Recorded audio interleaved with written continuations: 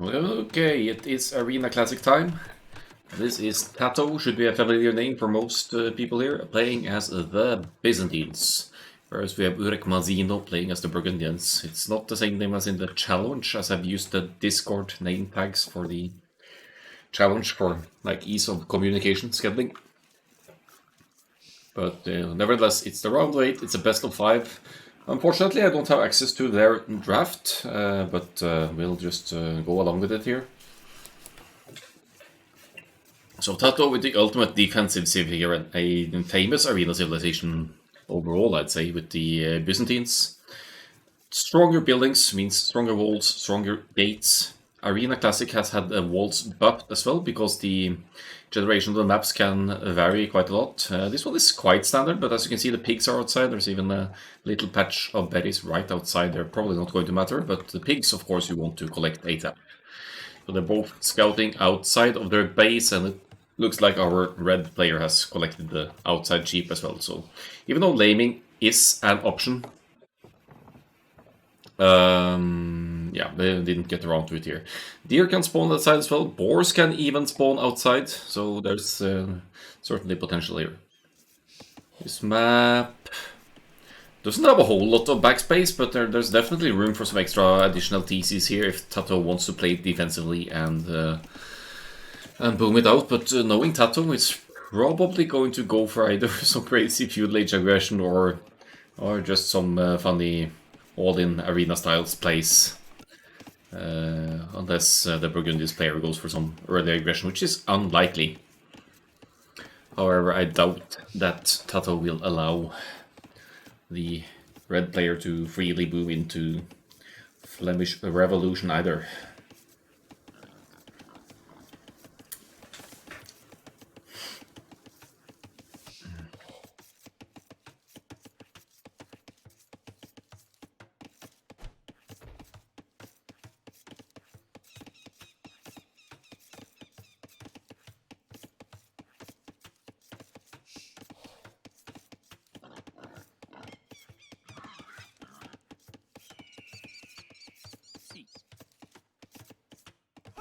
So, bringing the boar here. And they're, of course, pushing the deer, as you usually see on arena stars. There's really nothing particular to tell here. Double attacks coming in for the Burgundians. That's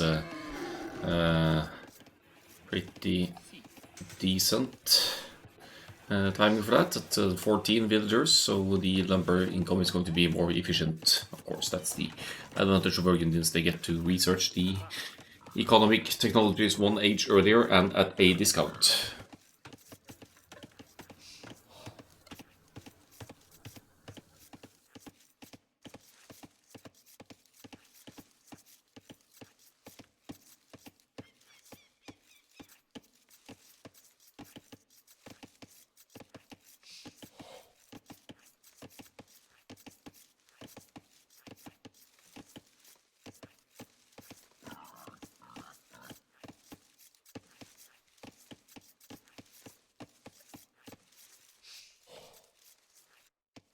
Well, I'm not an arena player, so still I'm hosting an arena tournament. I'm not sure what to expect here. Of course, for the Byzantines, you could go a relatively quick Castle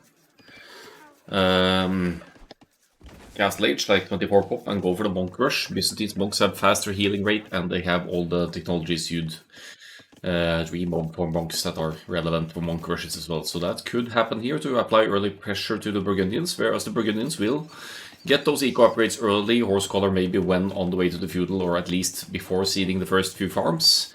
And then they'll benefit from their economy to either go for a fast Imperial Age play, or quite fast Imperial Age play, and use, for example, their gunpowder units. They are kind of streamlined towards cavalry and gunpowder units there, but they have a nearly full blacksmith, so they have other options as well, of course. And then there's the Flemish Revolution. If you're able to boom into a full 200 villagers and instantly transfer them into Flemish militia, that's certainly an option as well.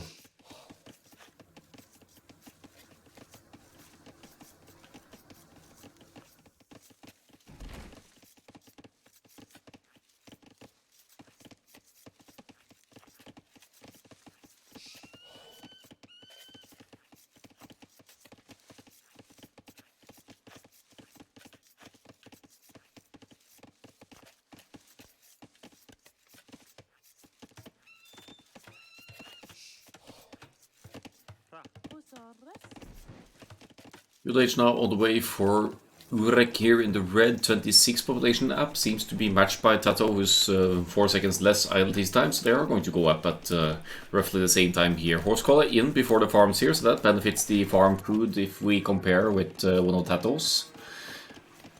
Same amount of farms, but considering Horsecollar was in before seeding them, there's going to take longer before they expire for the red player here. So I guess they're both going for the fast Castle Age approach here.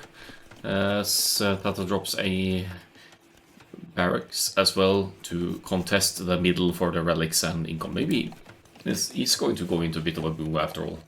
Like collect the relics, get an eco rolling, and then use that Byzantine's cheaper Imperial Age to prepare your push, mainly for the Imperial Age here. But could also be some Castle Age shenanigans, of course. We'll see what happens.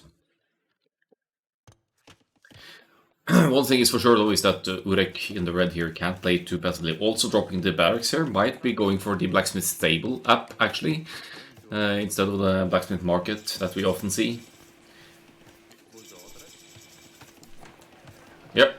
No, market stable. Okay, that's a new one to me, but I guess you aren't dependent upon the blacksmith this early on.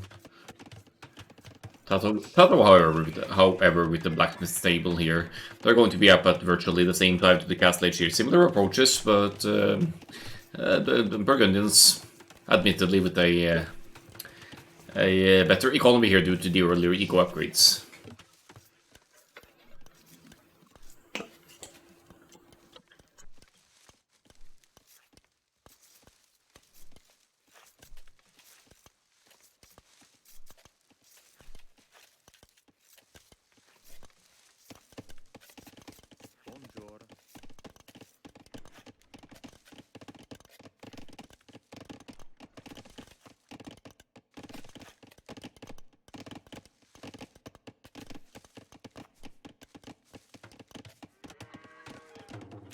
Do you have any scout? Yeah, scouts and spears for both of them, presumably. Well, it's eco upgrades mainly for Urek Mazino here. Does use one of his scouts to keep an eye out for the relic closest to home base. Though, haven't had any scouts fighting or anything here. It's just completely unharmed, both of them. Oh, good. Good reaction by Red there, seeing the Spearman not risking HP on the Scout again. Tatoh now with 4 military to 1 here, as the Red player... Is he going to make some Knights or something, or an... Since he didn't make any armies... Oh, he's making Spears now, reacting to what Tatoh is doing, so... Red also plans to contest the map in the middle here.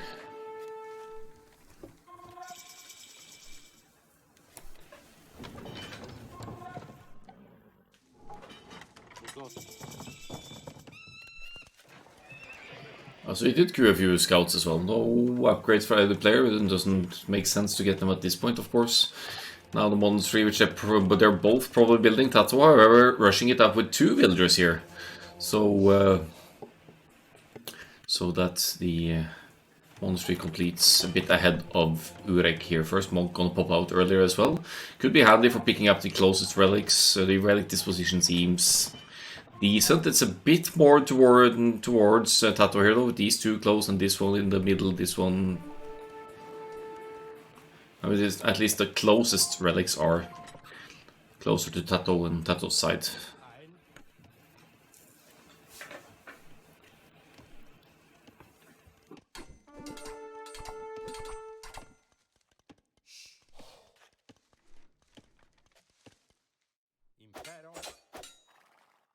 Well, Tatoh is really leading in the army development here. Since 6 spearmen out, but that's also a worthwhile investment because you have the Byzantines discount to the trash units, so it's easier to mass more of them, and they're both feeling lots of spearmen now. Mazino, Urek Mazino, maybe wanting to snipe monks more easily here, going to light camp for that purpose, or just to have an advantage over Tatoh's scouts as well. So aiming for some conversions here, but Tatoh still has the tiny numbers advantage. Lower idle TC as well, which means that Tatoh is effectively in the eco lead over the Burgundians. It's going to be 2 TCs to 3, but that also gives me the impression that Tatoh might be going for a much faster Imperial Age than his opponent here, since Urek Masino is about to have the 3rd town center going up, which if he plans to keep all the town centers consistently producing, it's also going to delay the Imperial Age transition, even if it means a stronger economy leading into the Imperial Age. Tatoh also reacts to the light cab investment of the red player here, so they're both with light cab now, somewhat similar numbers. It's 4 to 3, but Tatoh keeps making the spears as well. It's really... maybe it's preparing for an Imperial Age Halb's Trebs push, Halb siege push. Byzantines get bombard cannons as well, I believe, and trebuchets obviously, and the good monks. Relic count is 2 to 1, so it's going to be advantage Tatoh as he brings in the 3rd one over here. And there's just not much the red player can do to contest that.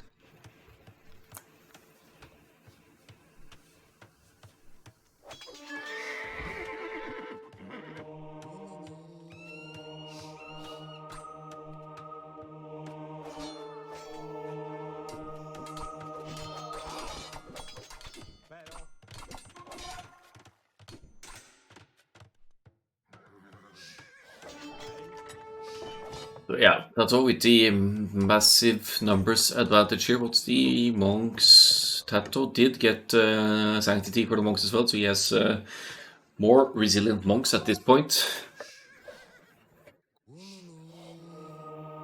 And yeah, does a great job at contesting the map here to secure the relics. Obviously, there's like a even if the red player is in the 2k plus range, this is still quite the elo gap between the players, so it's a real rough matchup, and on that considered, I think red is doing a good job here at keeping up with Tatoh, and assumes an eco lead here as well. All the eco upgrades in except for Field Barrel, but Tatoh doesn't have that one either, so that's not necessarily an advantage. No blacksmith upgrades for either player. They're just going for numbers for the map control here, and yet again Tatoh has the better numbers on the field, and is not going to allow the red player to snipe the admittedly weakened monk here. If that monk didn't have sanctity, he would actually be dead by now, so certainly a worthwhile upgrade for the blue player here. 3 TCs for Tatoh here as well. Lower idle TC time overall, so if it keeps up that way, I might be assuming a lead, but then again we have a 4th TC for the Burgundians. Is he actually going to brew into the Flemish Revolution here? Just contest the map and then go for Flemish? Maybe, because there's a 5th TC going up as well. But you need to get to the Imperial Age for that to work. That is an Imperial Age technology. I see we're mining stone here for the red player. While Tatoh technically already has the Imperial Age affordable because he's the Byzantines, he gets it at a 50% discount.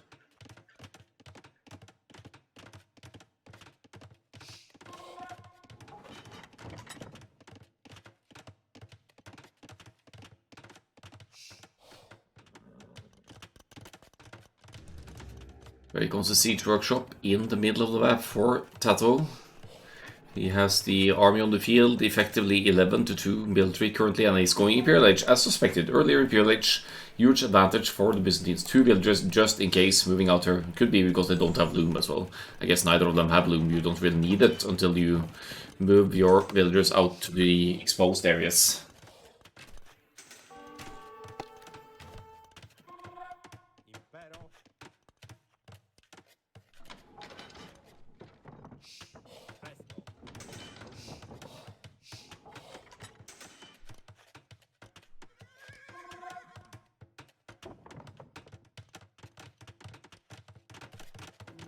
Here comes the castle for the red player.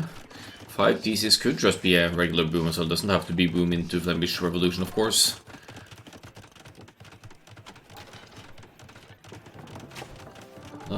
Yellow monks moving out, but the light cav are here, and Tatoh is going to get some free monk kills here. That's unfortunate for the Burgundians, as the castle goes up. Tatoh sees the foundation as well, and is popping out some siege units to break through the wall and start contesting the red players' home base. Just now the blacksmith for the red players. Blacksmith market, no, stable market going up.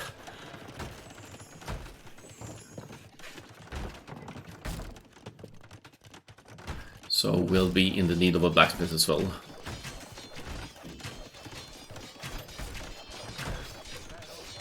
Looks like Tatoh is expecting that Flemish Revolution play by now is going into a mass of crossbows, and if you have mass arbalists, that's probably one of the better ways to deal with a huge flow of infantry units that the Flemish Revolution in fact is.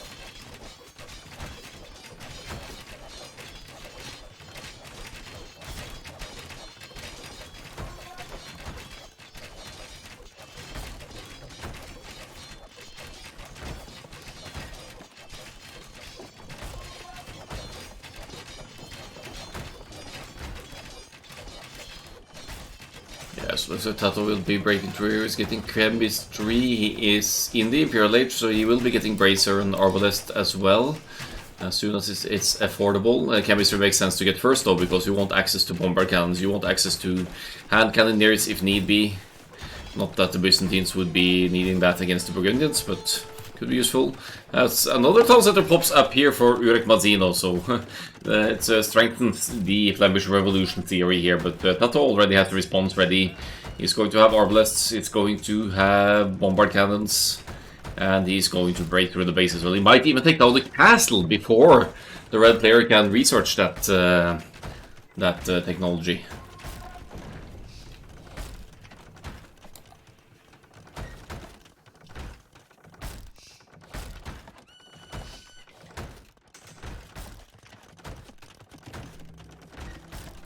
I guess Urek Mazzino has seen or expected the crossbow arbalest investment. No ARBs though for Tatoh. He's not stressing that upgrade. The Byzantines do get it, but he does have crossbows with chemistry, but no bracer.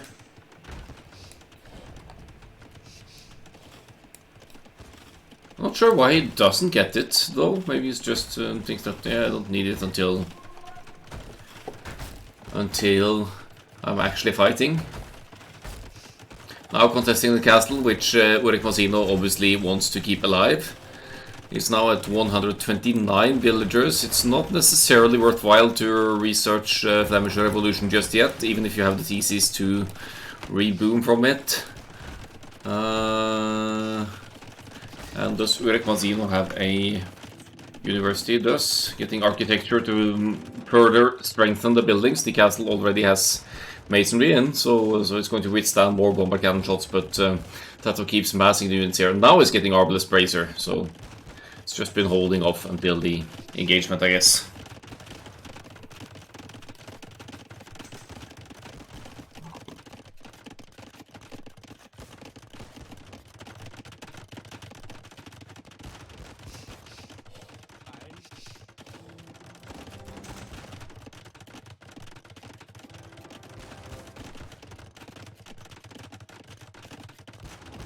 Yeah, so it looks like the castle will be lost. Mazzino has rebuilt one in the back, so that Flemish can be researched, which has to be the plan by law, because it's 152 villagers and the infantry upgrades are kicking in as well. Not all of them. He even built a second blacksmith here to more quickly research the appropriate upgrades.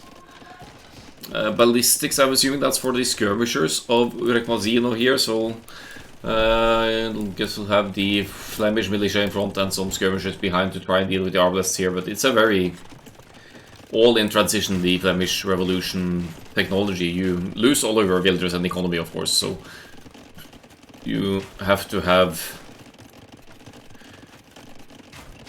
a reasonable amount of town centers to reboom for it to be worthwhile to survive any kind of push. Tatoh 49 military. Urek Mazzino is about to have probably 170 or so, maybe more. Still queuing villagers and skirmishers, so Flemish Revolution and skirmishers here for the red player.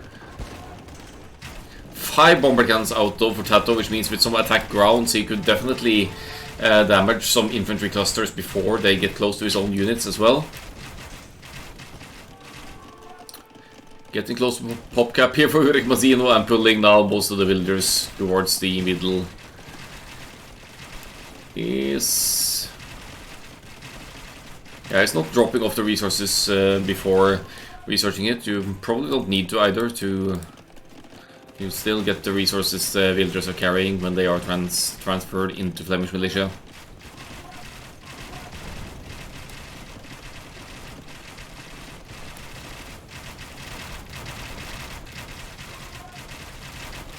Now heavy camel and hussars for Tatoh coming in as well. It's going for the cheap units for the Byzantines here. Maybe just in case for the whatever the Burgundian player brings as well. But the revolution is in, and I was looking for the research, but I couldn't see it to the side there. But now we are with 197 military for Urek Mazino, which is ridiculous. But it also means that he's pop capped with military only, and Tatoh will basically just need to survive this, and if he manages to take out most of these armies, Tatoh is going to be just fine. And you can see the defensive castle going up. Tatoh was actually building the castle more forward, but seeing the Flemish Revolution notification, he realizes that he needs to get further back home. The Arbs find a nice choke point here to deal with the Flemish militia at a distance, and Urek Mazino doesn't currently have any significant siege options to support this push, so he can't easily break through the already strong Byzantine walls and gates here. So he's going to try and poke down the castle with Tatoh getting hoardings as well, which means that the Byzantine castle is going to get about 8,000 HP or something.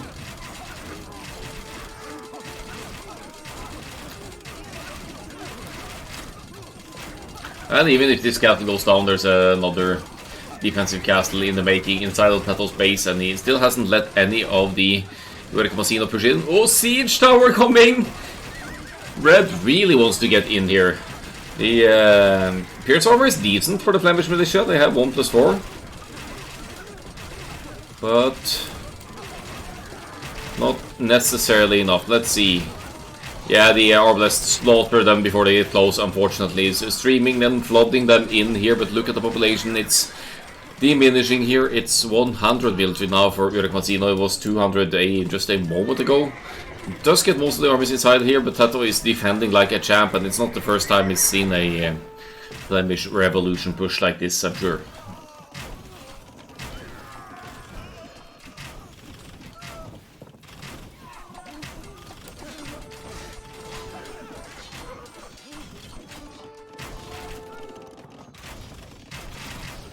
So the reboom is in progress for Urek Mazino here, but it's obviously way behind Tatoh in that regard. It doesn't really have resources either, because those have been depleted while waiting for the villagers to reproduce. It is, of course, a means of buying units. Oh, cow archers! Burgundian cow archers!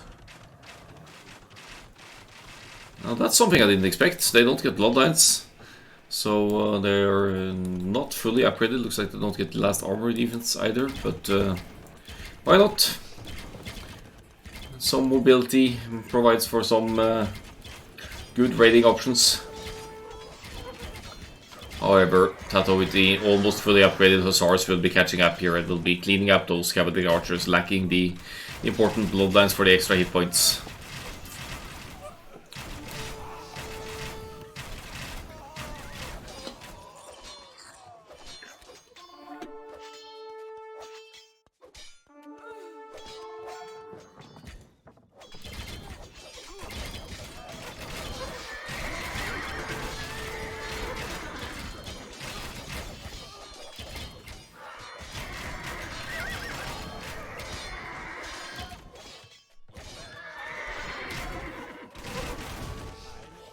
Tatoh is in a very good spot now. Of course, he's defending the push. He didn't even let the Burgundians in at all.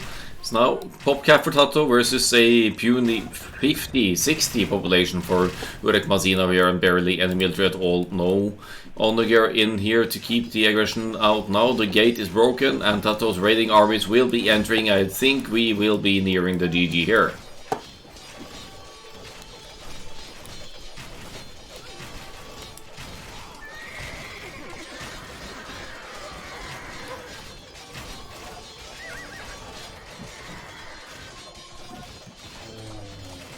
Yeah, the Hussars doing work. Urek Mazino is going to go to the point of defeat here, really.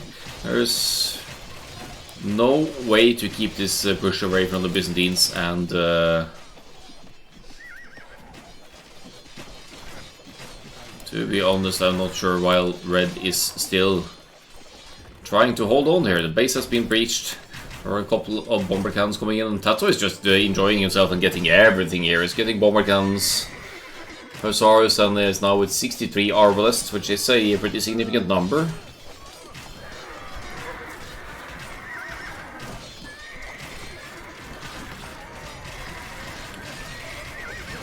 Still some armies for the red player, of course, but not nearly significant enough to take on the Byzantines here.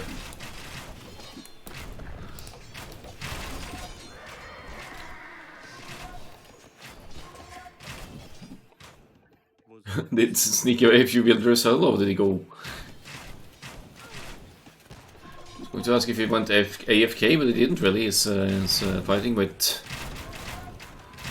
skirmishers and still microing them here.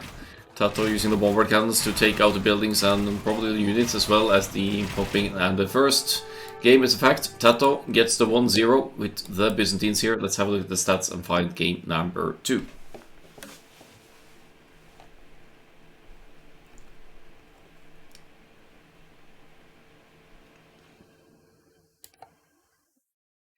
$286 kills to 138 for Tatoh here.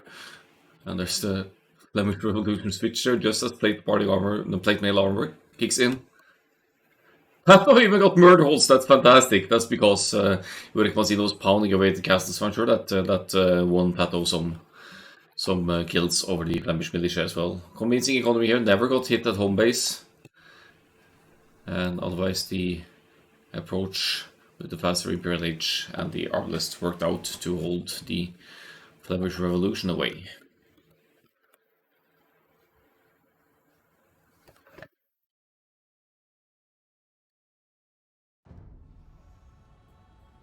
I'll be right back. I just need to open the window and I'll load in the next game in the meantime, which is Mongols vs Teutons. Okay, let us go.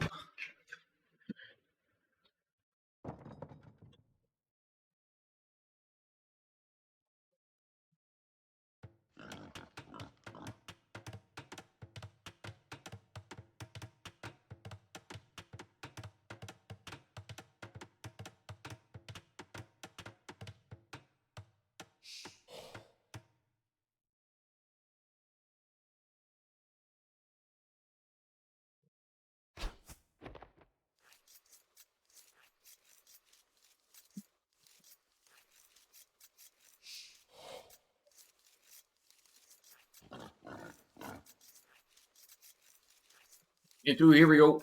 It's Urek Mazino versus Tatoh here. And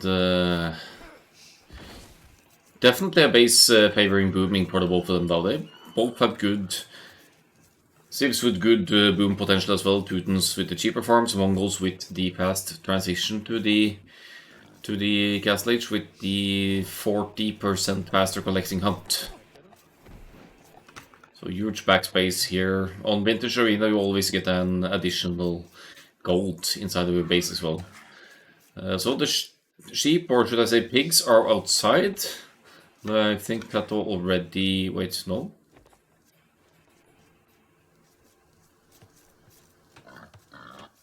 I guess he already collected them, that they were close to the gate or something, out here. While Red still needs to scout them, but he's scouting the outside. He's going to find them in the corner here, I think. Unless he gets really unlucky here.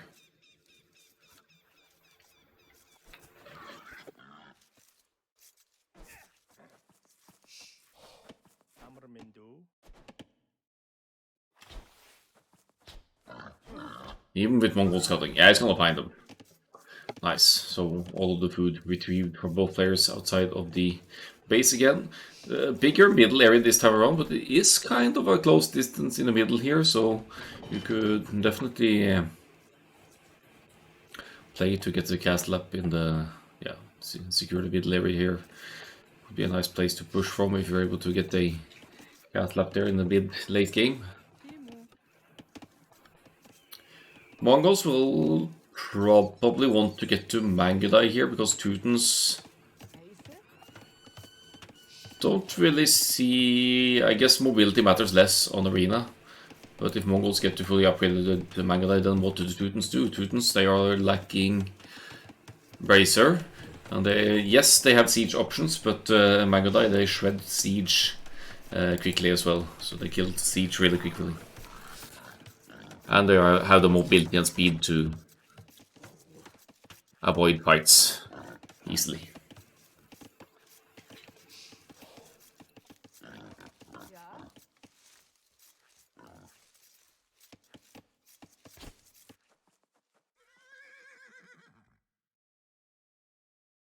Red is out on the move here. Tatoh, not unlikely to make a tower rush. He is the master of feudal age, even on the closed maps. So, though I would envision him using humans for that rather than the Teutons. But Teutons can garrison twice as many villagers, or 10 villagers in towers and 25 inside the TC, so 10 extra inside the town center. However, it will take you a long while to break through the 1800 HP walls here for the purpose of a tower rush.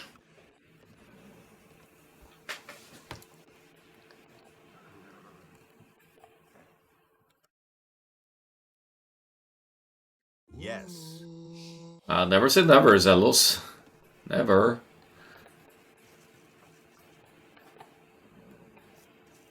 "30 seconds.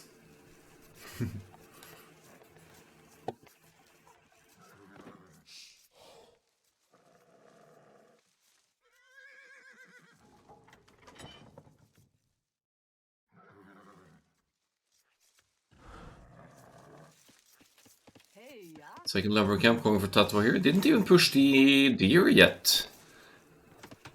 Which is a bit confusing to me. He does have cheaper farms though, so I'm sure there's some reasoning behind it. But, yeah, the population doesn't suggest a thrush, even if I mentioned it. So, yeah, probably not gonna see that.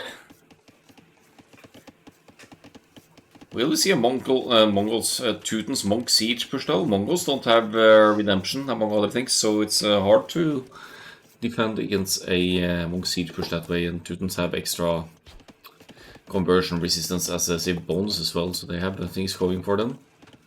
Then again, huge backspace invites for a boom here.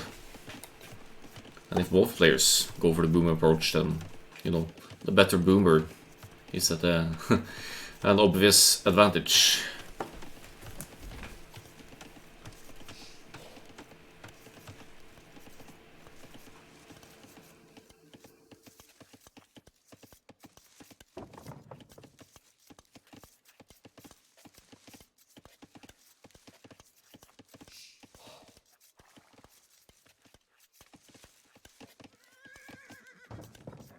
Just casually scouting the outside here. Looking for any kind of forward exposed resources or something to reveal. Not much to be seen though. Feudal Age is in for LobodaLaNieve. Oh, we might have changed the name actually. It shows a different name here. But 23 pop up here. Still has food to collect. 3 more villagers in the queue. Blacksmith stable, fast castle, presumably. And 0 idle this time, so can't really criticize that. It's not a blacksmith stable. It is the red is the stable market kind of guy. Always useful to have the market handy though, if you need to transition any resources and stuff like that. And they're going to get a lead to the castle age here for sure. Going to go up at what will essentially be 20 7 pop, so it's a few pop lower than Tatoh, unless Tatoh is going only 1 villager before clicking up here, but I think the time you need to build a blacksmith market, or a stable market, if you will. That's what they're doing, they're using the stables for map control. Yeah, it's not going to be a huge difference here, but definitely a lead towards the castle for Urek Mazino, who has seeded a few farms here. Horse Collar will not complete in time, or will it complete in time for these farms to get the... Alright, right, completed just in time. Okay, good timing there, never mind.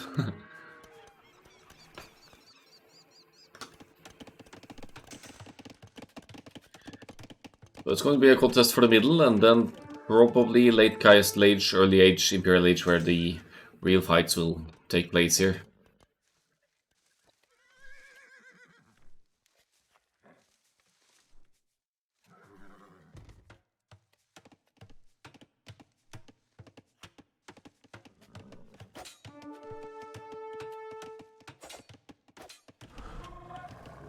There we go, that extra melee armor for Teutons that doesn't kick in until the Caste Age, but now Tatoh has 2 scouts out and should be able to contest that fight just nicely, unless Urek meddles in with his second scout here, and then it's going to come down to the mark. It's 5 more HP for the Mongols here, getting the first hit in on the first scout fight, but of course they just avoid each other and not take unnecessary fights.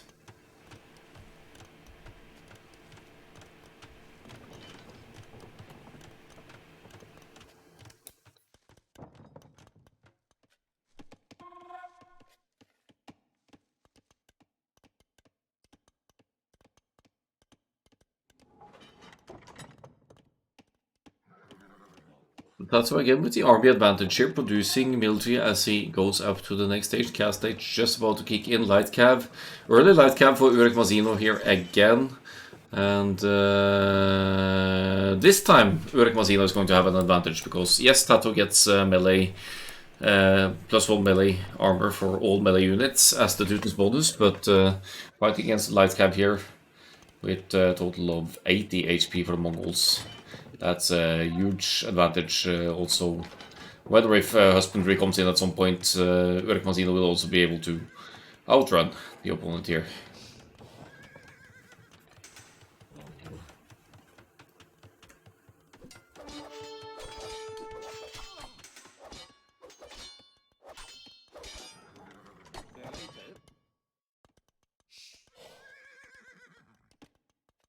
Some decent engagements there with the 4 light cap. You could justify fighting spears if you really had to. Relic disposition kind of favoring Tatoh here. There's 3 relics closer to his base. They'll both be moving out, of course, but Tatoh's map awareness and presence is slightly ahead here. However, the knights risk being lost to conversion here. It's the Teuton's conversion bonus helping out in that regard, but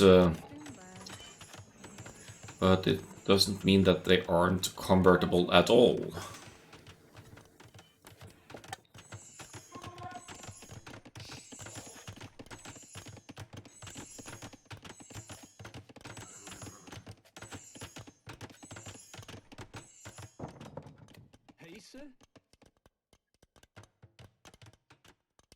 So only 1 knight for Tatoh actually, but maybe that's enough.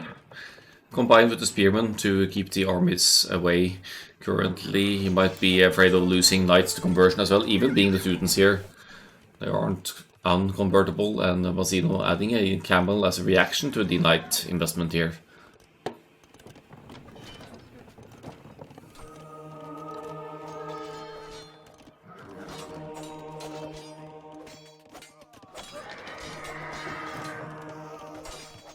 Good luck converting Teuton scouts, that's gonna take you a while. Not sure whose fight this is better for. Yes, it's Tatoh's fight, because Tatoh managed to take out 1 monk, or was it 2? So Tatoh, even losing some units there, managed to take out some gold, heavy, precious units here, and he even pulls the scout cab back to make it harder for Red to pick up that relic without letting Tatoh inside to scout what is up to. 4 TTs for Urek Mazino again here again, so there's 4. A big Mongols boom going on here, as Tatoh is still with 1 TC actually, but he's 2 monasteries now. I think he's going to transition this into a Monk Siege style push after collecting these relics.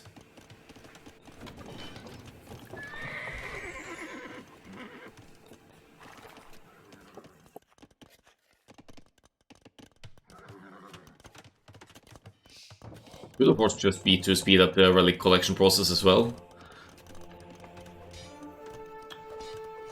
But looking at the resources, this looks like a transition to the Imperial Age is imminent. He's on stone as well. Yeah, this is going to be the Imperial Age monk trebs. Should have probably seen it long ago. But Tatoh with the 1 TC push here on this broad map. Maybe recognize that they'll both have a booming map here. And he wants to prevent Red from having that boom.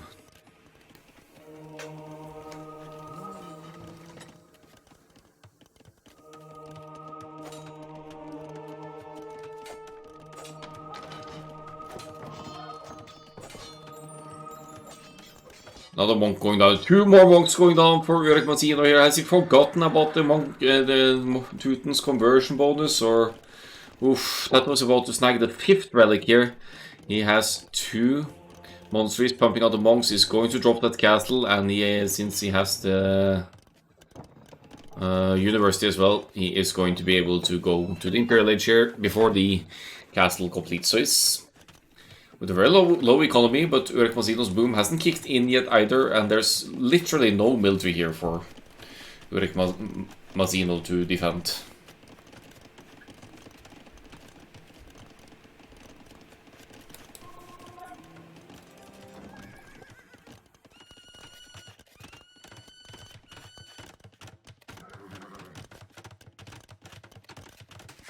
So Tatoh doesn't even bother hiding away the castle. He knows he has the army advantage at this point. If Tatoh gets atonement at some point, it could also convert Urek Mazino's monks without Urek Mazino being able to reconvert them.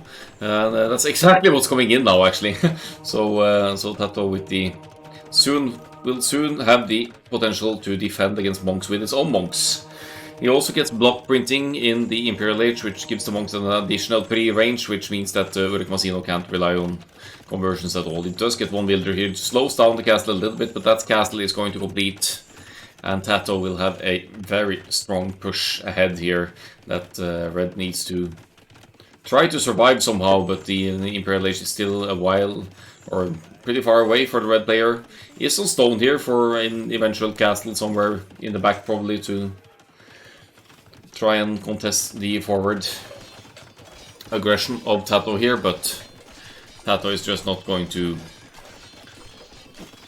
let go here. He's already about to break through. We're going to see block printing and probably Theocracy or Illumination here, as soon as it's affordable, that is. Yeah, Illumination and block printing. Pretty cheap monk technologies, all things considered, but very much increasing their efficiency.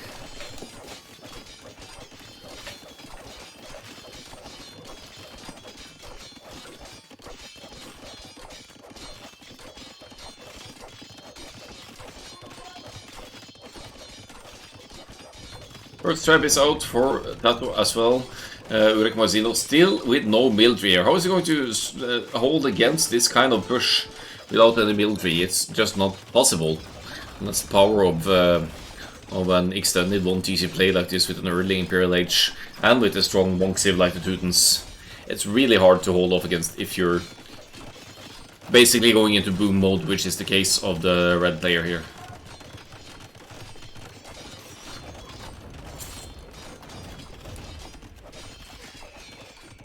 Imperial Age is on the way though, but where is he researching it? It's over here. There is... I guess Tatoh is aiming at this TT to, just in case it's the Imp TT and there's some panic repairs going on as well. Could be some mind games from Urek Mazino here. TC goes down, but in fact the Imperial Age is being researched in the TC to the left here, so probably the Red player will be able to reach Imperial Age here, but with what with what military to hold off, is dropping a castle in the back. But has 0 military.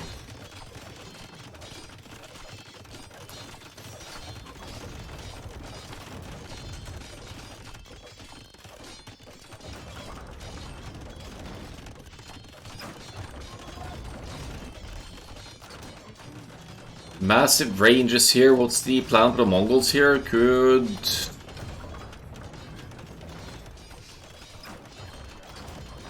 I guess it has to be skirmishers, because skirmishers are worth less to convert for the monks. Or if you get enough arbalets with bracer, yes, you'll be able to deal with the monks from a distance without them being too threatening. There's only 9 monks for Tatoh after all, but he also has 4 trebuchets out.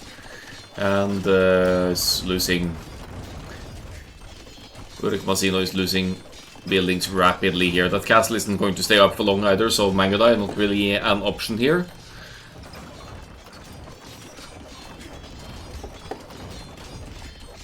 Most of the economy just going down there is going to be left without a TC in very short time here, Mazino.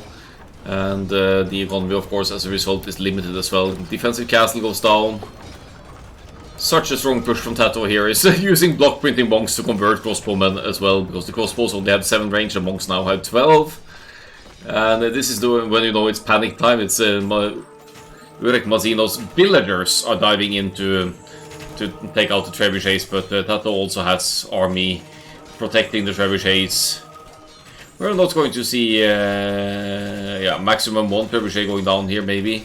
But there's no military. I mean, the villagers is basically the only military Red has here now, so it's been outmatched by the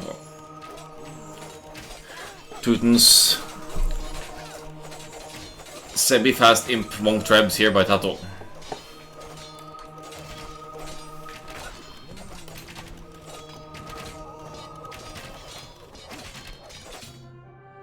There's the GG, and we'll be moving into a game 3 between these 2 players. It could be the decider game. Of course, Tatoh has to be regarded the favorite here. He is the highest rated player in the tournament as well.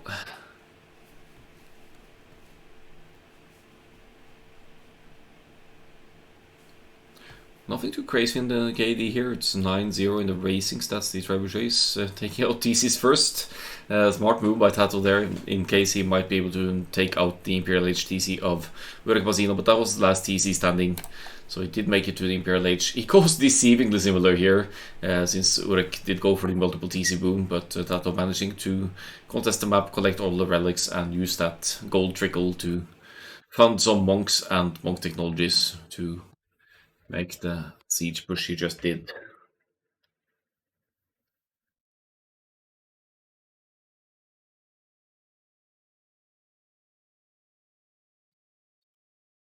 Okay, a quick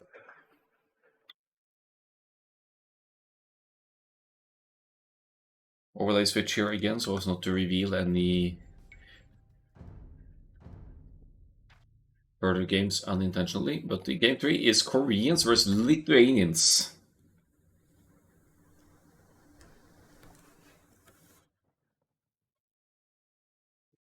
Oh, this is a close spawn. This could be interesting. Tatoh, I guess he wouldn't want to tower rush Koreans, but he could definitely have success with monks again here. But there's some back booming space as well, and in fact it's larger for the Koreans player. So so a 1 TC push like Tatoh basically per the previous game, that's not necessarily as viable here, since you have an opportunity to escape Mazino with the golds and stones in the back here as well. It's like tailor-made for a Korean's castles for war wagons here, which would also be powerful, but with this short distance between the walls, whoever gets the castle up first is in a very useful spot.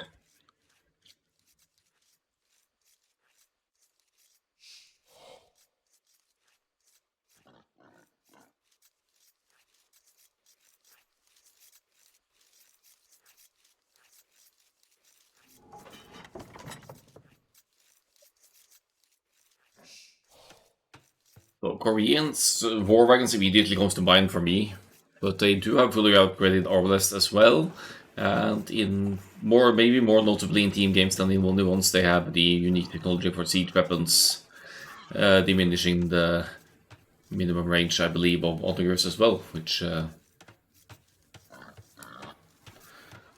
which can be situational and useful.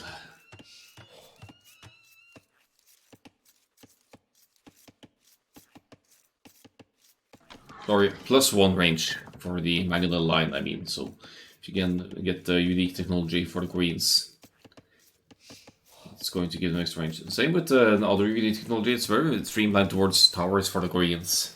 If you get the Castle unique tech, your watchtowers and guard towers, and keeps, your towers will have +2 range. So it's like Putin's granulations, but for castles, but for towers, in a sense. Could be a good way of contesting also this map, because the area is narrow. You could definitely rely on tower defense for a bit as Koreans, since you also get the guard tower and keep upgrades instantly as you move through the ages. I really want to see a real quick castle age into monks here for Tatoh, though. It would be fun to see.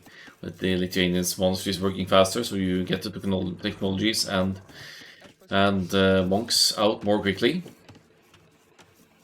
And of course, it's easier to pull off a really fast castle with the Lithuanians, considering the extra 150 food they start with.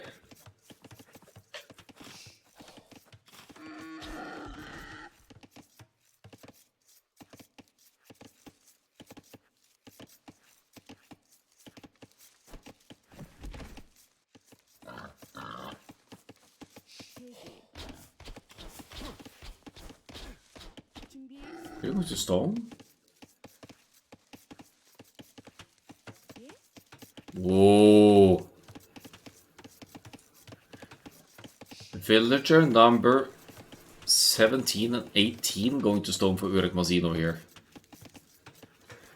I mean, I guess it's for the war wagons, and then maybe even a double castle, let's see, which boosts your war wagon production speed, but obviously renders your economy very weak.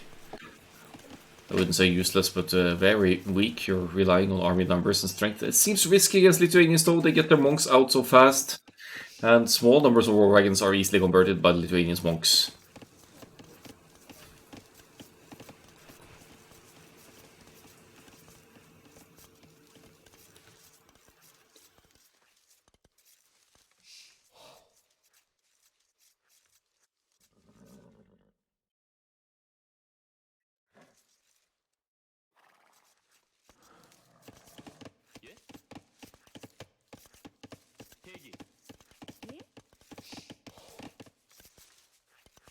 Oh, what pop are we going to go up on here? 27 plus 2 maybe for the blue player. If it's the Warriors play, seems scary though. Look at Tato's progression here. It's almost 800 food already.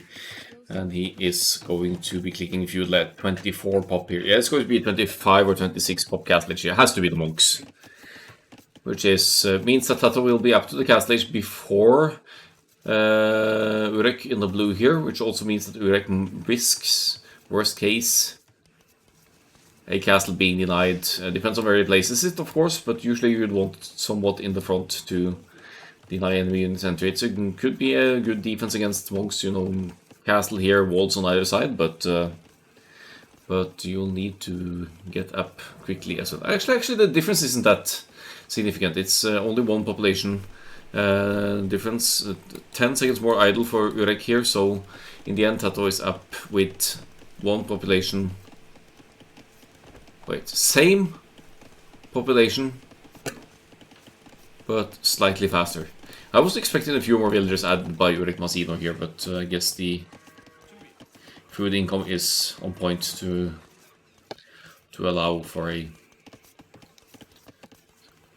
fast straight castle age for Koreans here as well. Tatoh with the barracks.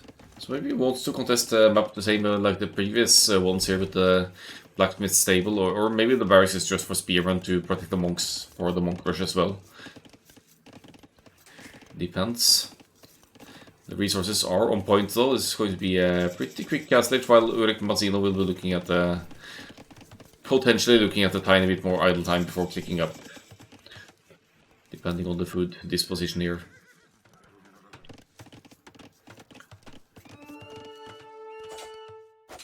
Blacksmith stable indeed for Tatoh.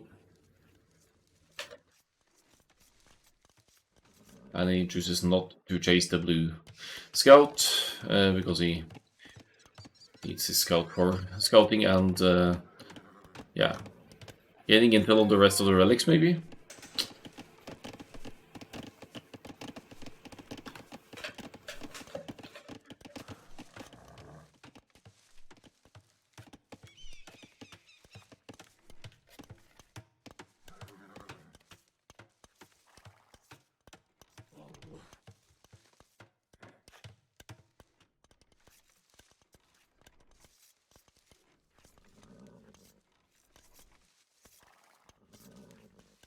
Forest Castle goes a little bit more idle this time, actually for both of them, but so 14 seconds for Casino. Still the same population as you can see, so actually similar approaches here. That's an impressive fast castle with the Koreans here. It seems the resource disposition is really on point for Ulrich Mazzino here.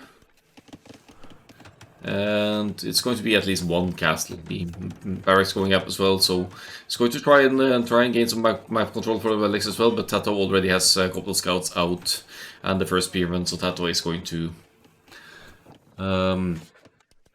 collect at least the first few relics here once the castle age sets in, I believe. It also has the relic spawn in his favor, I have to say. It's they seem closer to Tatoh, 3 of these relics, so that always helps as well.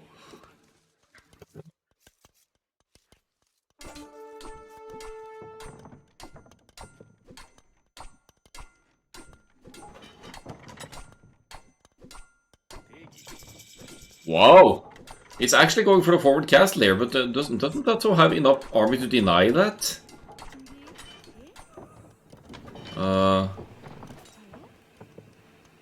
Okay. This is pretty old. This is taking advantage of the close distance between the walls here, so forward castle it is indeed. Oh, Tatoh placing the scouts exactly where the foundation was supposed to be. That's just so brilliant reading of the situation for Tatoh there. It's a good, as far as forward castles go, this is a good placement though, because it almost covers both exits from the wall here, so Tatoh has to be careful how he sends his units out. But if Tatoh's micro is really on point here, he'll actually focus down the villagers and stop this castle after all. He does not attempt for a tower to stop this going up. It doesn't technically deny anything until at least Balkanero, I think. So don't think that Tatoh needs to worry too much about this this castle.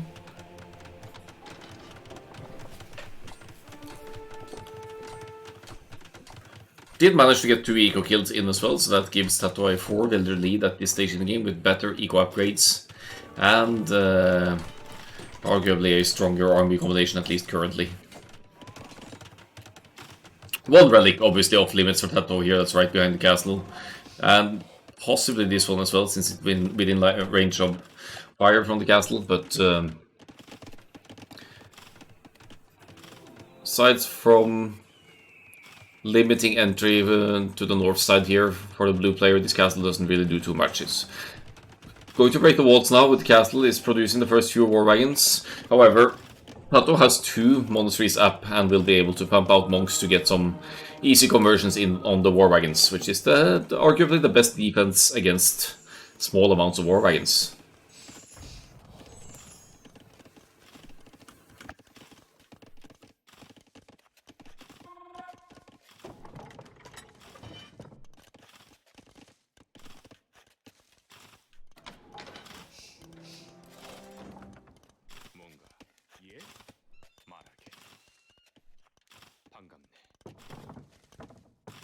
So it looks like Ulrich is going to collect most of the relics here now. Tatoh will transition into and 2 DC economies instead, which means he'll, as long as he survives, he'll be able to outlast the Koreans. If he stays 2 TCs, he's still going to be able to get to the Imperial Age at a reasonable time as well, and just deal easily with this forward castle.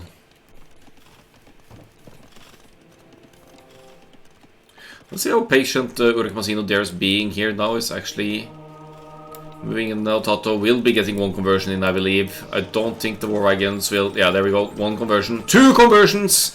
That's a ridiculously quick on the other one, but I think that Tatoh may have charged up on one of the Spearmen and then targeting the War Wagon. So, yeah, that's 2 Lithuanians War Wagons for you. Thank you very much. And you're gonna heal them up. Oof, this is why it's so scary to move out with 2 fewer War Wagons like this for the Koreans, because you'll always risk losing to enemy conversions. The KD is 6 to 5. Tatoh killed 2 villagers as well, but is now using his newly found converted units to defend against the War Wagons pushing, and is also getting conversions in on the Spearmen here, so... Just like that, Tatoh is in the military lead. Another castle for Uruk Masino here, right on the gold of Tatoh now. Tatoh actually... Where's the 3-tile gold of Tatoh?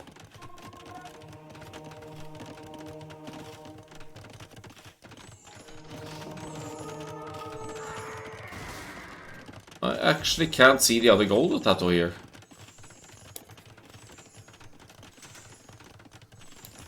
Behind here or something?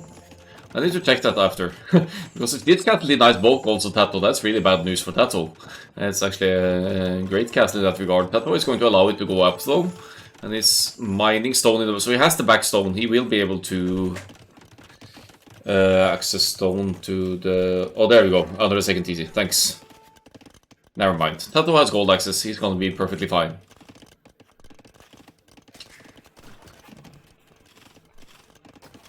That's hard to see though, with the TC here. And it doesn't show on the minimap because of the TC foundation either. But the main gold is denied, so at least slightly less efficient for Tatoh, who is getting dangerously close to that Imperial Age click. Is missing the second building for now, but he is dropping the university. Monk numbers decent enough still to deal with the War Wagons as well, and with the Imperial Age, Tatoh will get block printing and be able to outrange the War Wagons by good margins. So unless Uruk Masino is able to mass a deadly and threatening amount of War Wagons in a very short time, Tatoh is still in a good spot here. Tatoh even tries to deny that 1 relic from the Wonk. He's dancing around, dodging the spears. Gets 1 hit in on the Wonk. Gonna get another one. No, he's not gonna get that one. Oh, come on. That's... Oh, don't take the other one, please. That's such a good monk snipe by Tatoh with the 1 remaining scout there, dodging the spears, getting 2 hits in on the monk, and off we go. Here comes the defensive castle, and just a few villagers building them, but the monks staying close, of course, to get some conversions in on the War Wagons if need be. That's 4 Lithuanian War Wagons for you, by the way.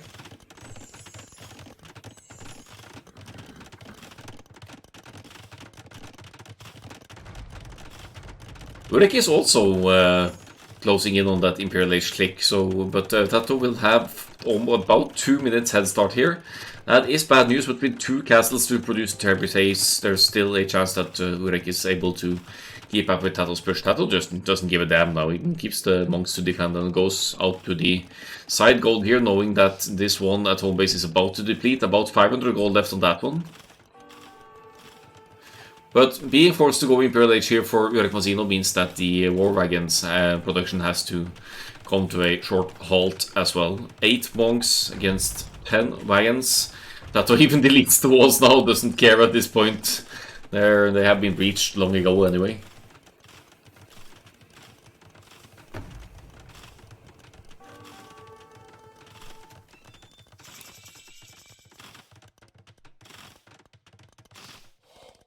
And there we go, first trap in the queue, of course, and illumination and block printing like the previous games.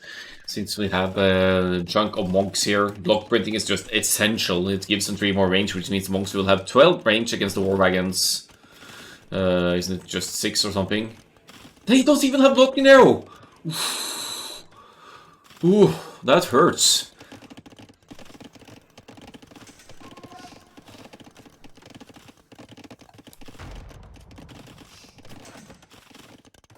Yeah, first trap is out. Urek Mazino, still 50 seconds to go for the next stage.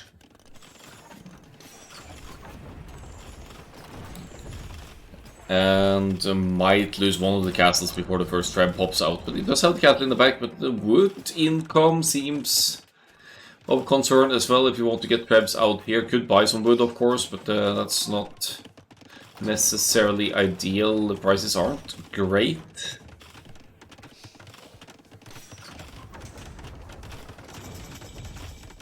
But there it is for the blue player as well.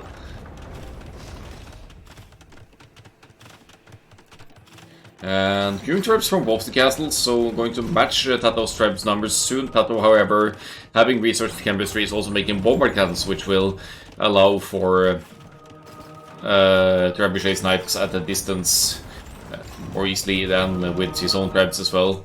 More war wagon conversions in 10 Lithuanians war wagons as well. I bet Urek Mazino wishes he had heresy now, but I don't think Koreans get it.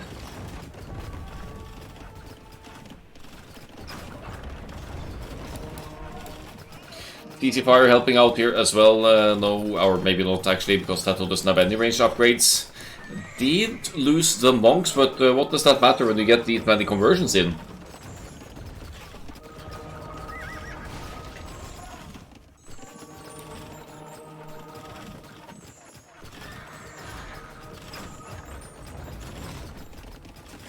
Yeah, just more and more conversions kicking in here, and the GG is called. Urek Mazino's Koreans, very forward war wagons play, didn't work as intended. The first Cattle Foundation got delayed quite a bit by Tatoh, seeing right through what was happening when he saw the villagers moving. And with that guaranteed second gold in the back, Tatoh also always had gold access here. If not for that second gold being in the back, then Urek Mazino's push would have had a lot more success, because Tatoh would have to use the market to access gold for Monk's production to deal with the war wagons. So still GG well played to Urek Mazino, though. Tatoh moves on to the quarterfinals. No, the the semifinals. This is the round of 8. That's essentially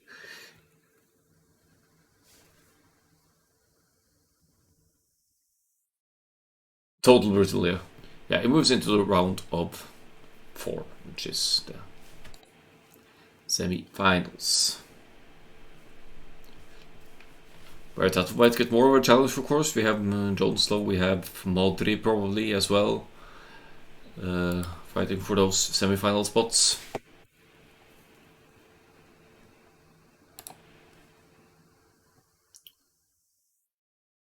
Significantly faster castle age here for Tatoh.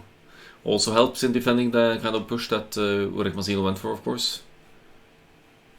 Does anyone cast in non-price brackets? Not much. It is open for anyone though to cast, so I try to pick up some sets every now and then, but I'm definitely committing to the finals of the non-price brackets as well.